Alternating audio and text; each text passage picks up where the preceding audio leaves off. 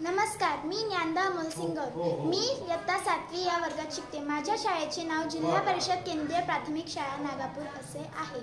मी वाचलेल्या पुस्तकाचे नाव sir M Visvesvaraya धरण पूल आणि राष्ट्र उभारणीचे शिल्पकार असे होते।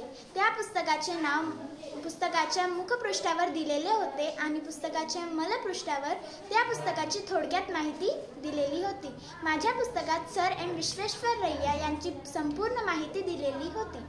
सर एम विश्वेश्वरय्या हे एक महान अभियंता होते।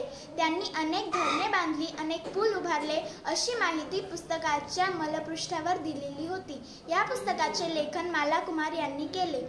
या पुस्तकाचे मराठी अनुवाद मुकुंद टाकसाळे यांनी केले आणि चित्रांकन शेषाद्री मोक्षगुंडम यांनी केले असे पुस्तकाच्या मुखपृष्ठावर दिलेले होते।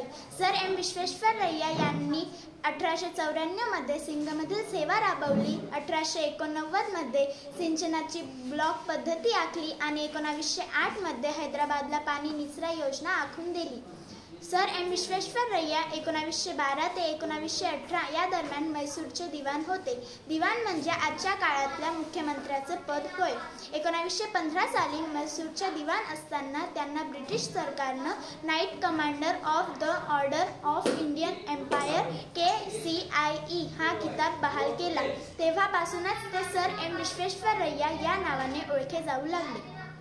15 सप्टेंबर 1860 रोजी व्यंकटालक्ष्मम्मा आणि श्रीनिवास शास्त्री यांच्या पोटी मुद्देनहळ्ळी इथं सर एम विश्वेश्वरय्या यांचा जन्म झाला।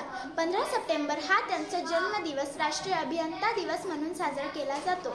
त्यांनी 1955 साली भारतरत्न हा किताब मिळाला। त्यांचा मृत्यू 14 एप्रिल 1962 रोजी झाला अशी माहिती माझ्या पुस्तकात दिलेली होती।